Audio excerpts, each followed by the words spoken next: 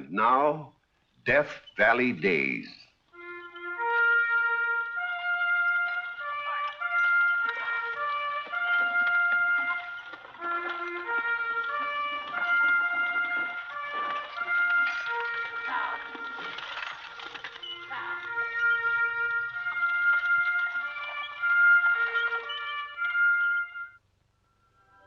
Howdy, folks. I'm the Old Ranger, and I have another interesting true story for you about the historic Death Valley country.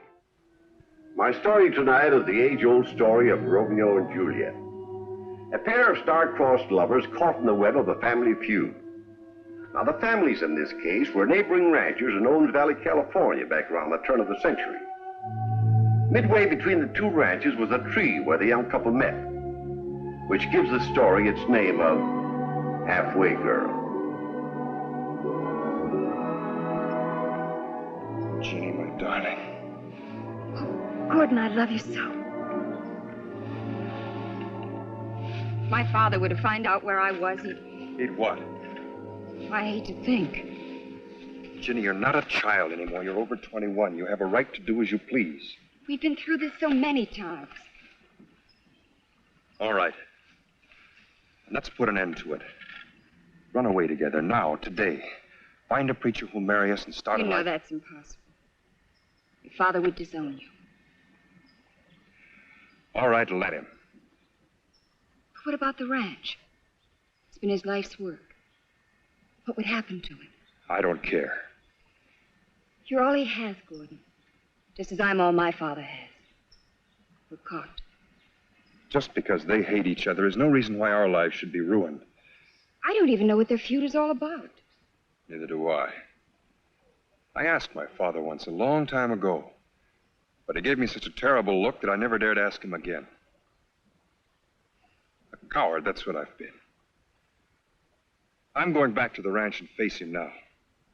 Tell him my love for you means more than anything else in the world. Oh, Gordon. I want all of you. All the time. Darling, when you talk like that, you give me courage, too. I'll go back and face my father, too. Tell him we can't be separated. He'll have to consent. If not, we'll elope. Tonight. Goodbye, sweetheart. For now, meet me back here tonight. Yes, Gordon. Tonight.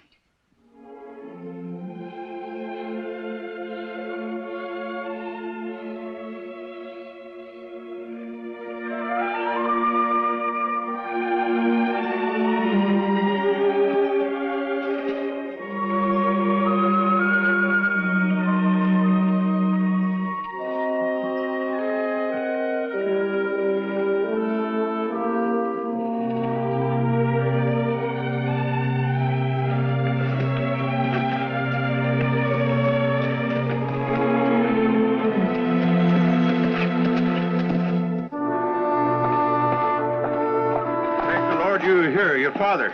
What's happened? He was breaking a new bronc and the cinch buster broke. Darn critter kicked him right here. I'm hightailing him for the doctor. Where is Pop? Up at the corral. We were scared to move him.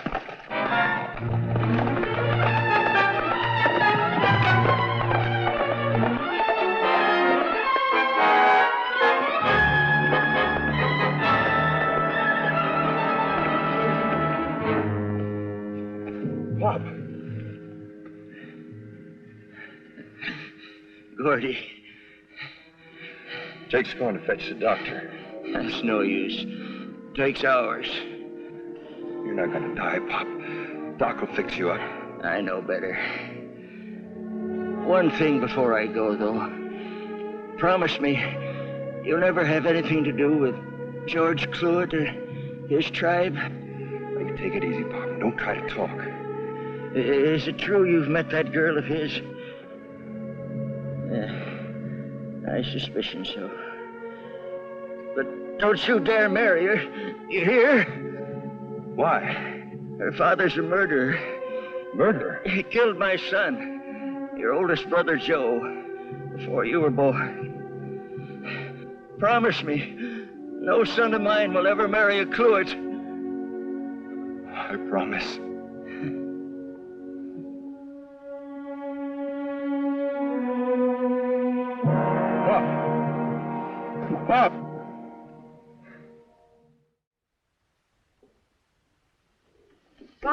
Oh, hello, Jenny. Just filling out the entries for the county fair on the 17th, and I've got your name down as the owner of Keno. Father, Oh, no. After all, you raised him from a bottle since birth, and you certainly are entitled to whatever he brings. Father, there's something I wish you'd tell me. Why do you hate the McLeans? Don't mention their name in this house ever again, Jenny. Do you understand? No, I don't. And I want to know. All right. I will tell you. That's the reason. Your older brother, Sandy, whom you never knew.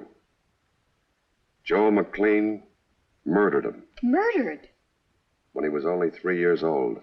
Small child? I can't believe it. It's true. We'd been down visiting to the J. Bar M Ranch. His mother and him and I used to visit back and forth in those days. Shortly afterward, he came down with typhoid. Typhoid? But we traced it to the milk from one of McLean's cows. Oh, there was no doubt about it. that's not the same as murder. Sandy died. McLean was responsible. I consider it criminal negligence. You must have felt terrible. What about your mother and me? How do you suppose we felt? Losing the only son we ever had. That's no reason for carrying on a lifelong feud. Accidents happen. Mistakes are made. I hate Joe McLean. And I'll continue to hate him until my dying day. Well, you're not going to ruin my happiness with your hatred. I love Gordon McLean, and I'm going to marry him. Jenny, I forbid it. You can't stop me. Nothing in this world can stop me. Jenny!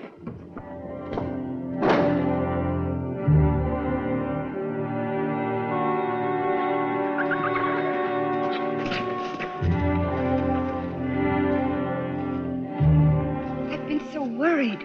I was afraid something had happened. Something has happened, Ginny. My father's dead. Gordon. Thrown and kicked by a bronc just a few minutes before I got home today. Oh, no. Well, then it had nothing to do with what you were going to tell him about us. No. Glad of that. It's bad enough to have to marry against the wishes of one parent. Ginny. I had it out with my father, Gordon. I found out the reason for the feud. So did I. I tried to reason with him, but it just wasn't any use. He's convinced that your father was a murderer. The other way around, you mean it was your father who was the murderer. My father? Yes, he killed my older brother, Joe. Who told you that? Dad did, before he died. He was out of his head. What happened was that my brother, Sandy, contracted typhoid from one of your father's cows and died. Well, that would be no reason for my father harboring such hate. There's no reason for either of them. And I told Father so. I told him I was going to marry you in spite of it, and here I am. Ginny.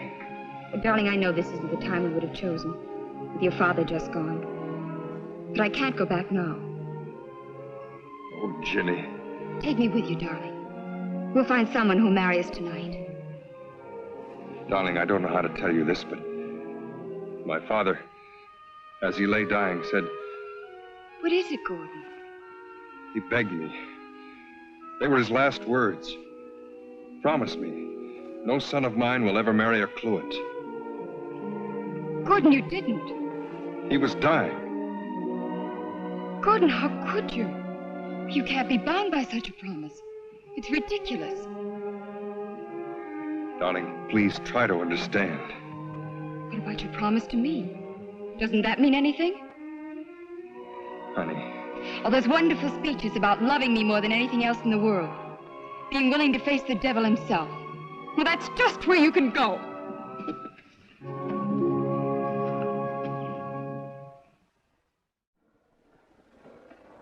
So Joe McLean is dead. Well, maybe now he knows how wrong he's been after all these years about me and that kid of his. What do you mean? I only told you the first half of the story this afternoon, Ginny. There was a sequel to it. After Sandy died, I sort of lost my head a bit. Swore to McLean that I'd get even with him. Made all kinds of threats.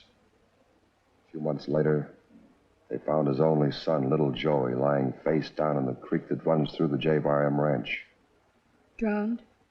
Yes. He was just a little tyke that had wandered off and fallen in. But Joe McLean vowed that I'd done it. No wonder you never spoke to him again. I wouldn't have either.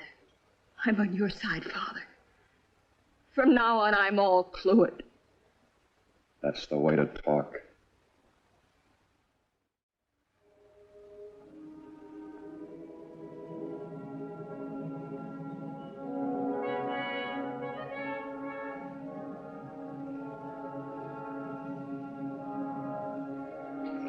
It all happened so suddenly, I hardly know where to begin.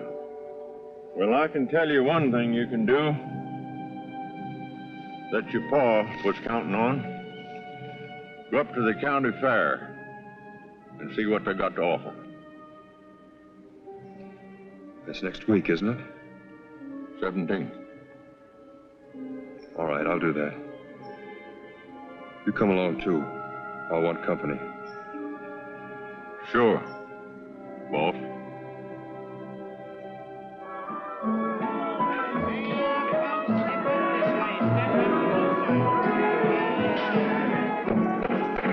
All right, $2,000 I'm bid for this magnificent stallion from the Rancho Seco herd.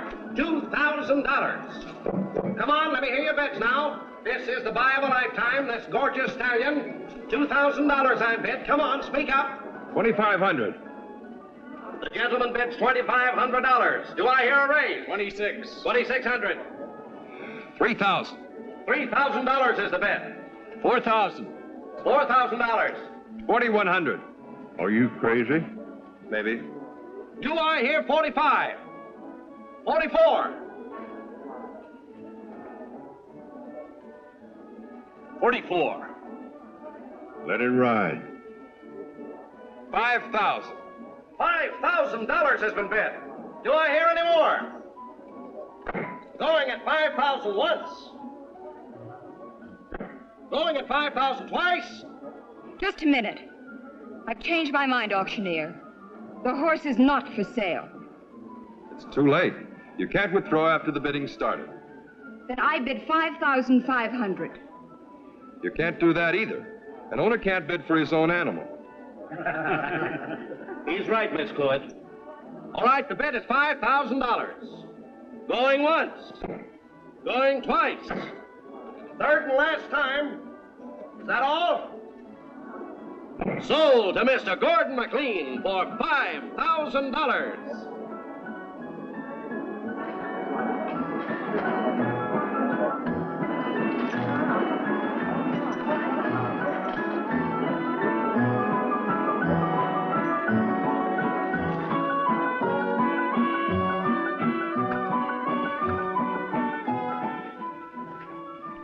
I'll write you out a check.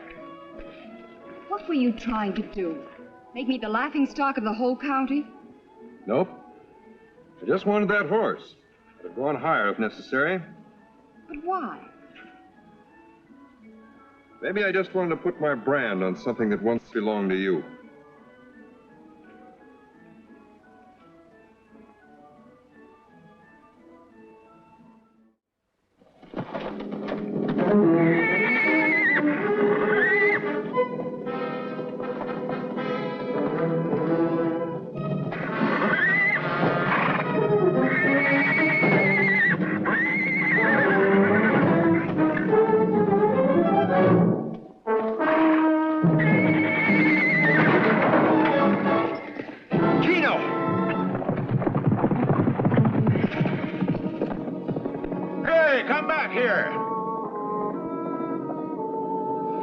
Go get him. No, let him go. Jenny! Oh, Jenny, come here! You old son of a gun, you. Chino! Well, how did he get here? Under his own steam. He just came tearing in here a few minutes ago. Back in your own corral. Looks like he didn't like his new owner. Can't say as I blame him. Young McLean will be fit to be tied. Losing a critter he just paid $5,000 for. Serves him right. Maybe we best send word by one of the boys. That won't be necessary.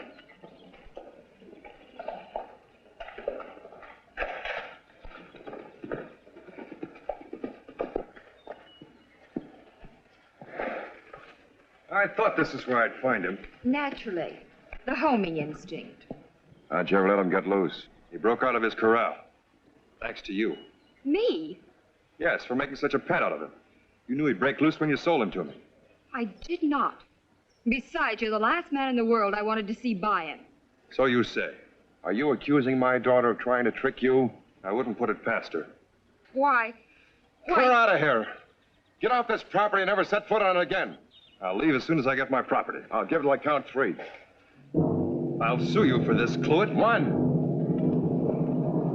And I'll collect 2. Every last penny.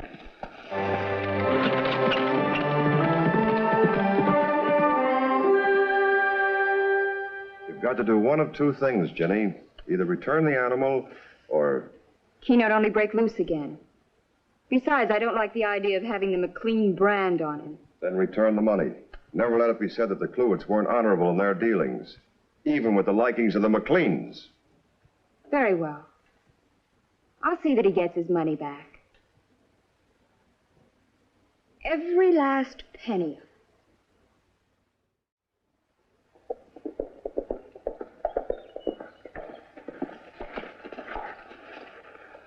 Letter for you, Gordy. From her. From Ginny? Her name's on the envelope.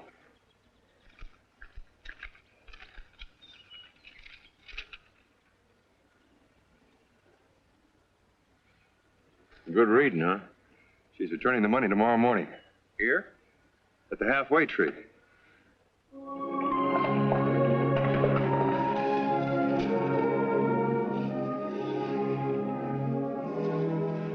Hello, Ginny. Hello, Gordon. I'm glad you suggested our meeting here at the halfway tree. It makes everything seem all right again somehow. Everything is all right. I'm squaring my debt with you. What's that? What I owe you.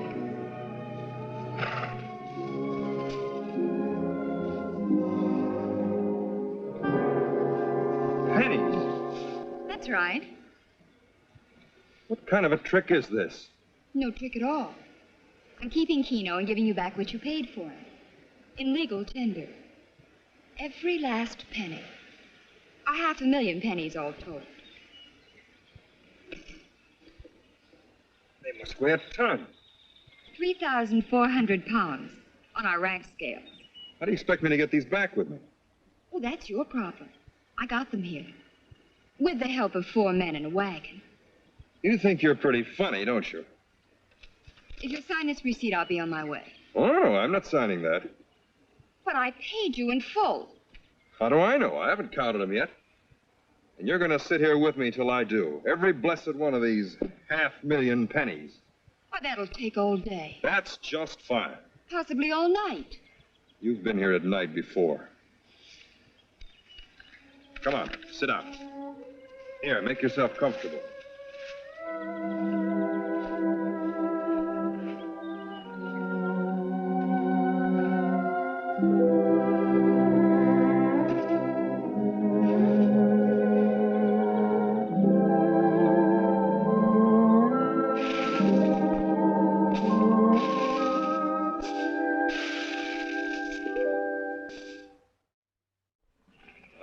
$115,001, $115,002, $115,003, $115,004, $115,005, $115,006, $115,007.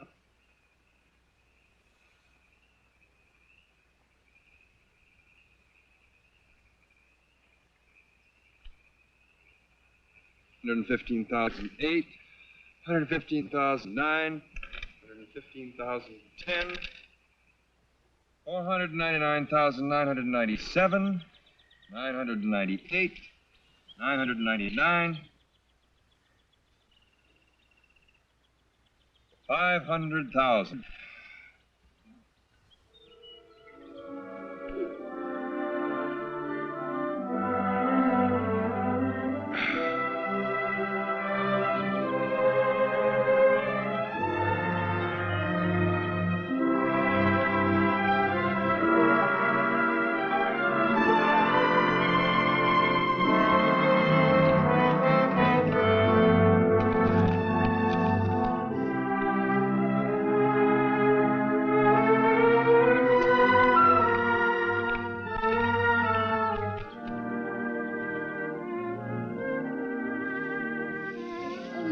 already?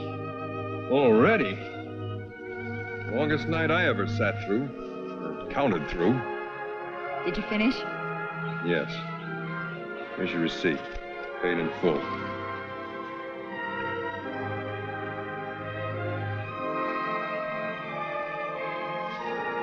Goodbye, Ginny. Goodbye, Gordon.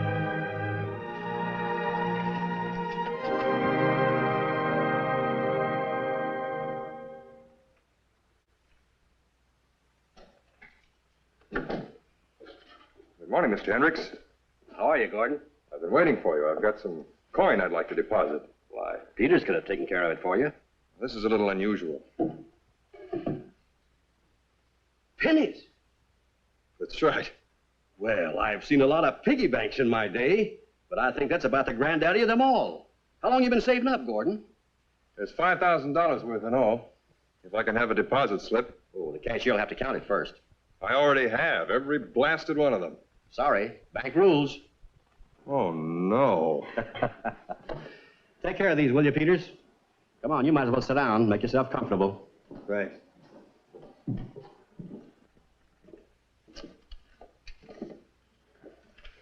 This wasn't part of your father's estate. No. No, just a debt someone was paying off. Oh. Say, speaking of your father, you knew that he had a safe deposit box here, didn't you? No, I didn't. Most of his papers he kept in a strong box at the ranch. This goes way back, 30 years or more. I'll get it out for you. You might like to look through it while you're waiting. Thanks.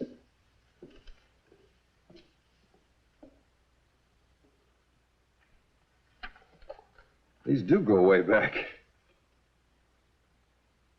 What's this all about? Who's Jedediah Smith? I don't know. Being of sound mind, do hereby willingly give over to Joseph and Martha McLean my infant son for adoption, his own mother having died in childbirth on the wagon journey. Go on. And furthermore, agree to relinquish all claims upon the boy, now and forever. Signed this 12th day of March, 1877. My birthday. What does it mean? Only one thing it can mean. I'm that boy? Without a doubt. But why didn't they tell me? Could be they didn't want George Cluett to know. You see, George wasn't lucky enough to have another son. He only had a daughter. Daughter? Daughter? Hey, wait a minute. What about those pennies? Oh, the heck with them.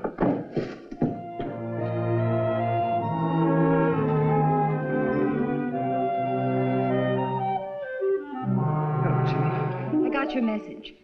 What are you up to? Not a thing. You said there was something wrong with the receipt. I can't see any mistake. The date, the amount. The signature, that's what's wrong with it. It should be Gordon Smith. Smith? My name's not Gordon McLean. My parents adopted me when I was a baby. I found the papers today at the bank when I went to deposit those pennies. Oh, Ginny, if you hadn't given me those pennies, I might never have known the truth. You might have married someone else. Gordon, are you trying to tell me We that... can be married, darling, yes. In spite of your promise? Do you remember the wording of that promise? No son of mine will ever marry a Cluett. Well, I'm not his son. Oh, Gordon. Gordon. There are no more McLeans for your folks to hate. Just a guy named Smith. And there's no more halfway girl. Just a girl named Mrs. Smith.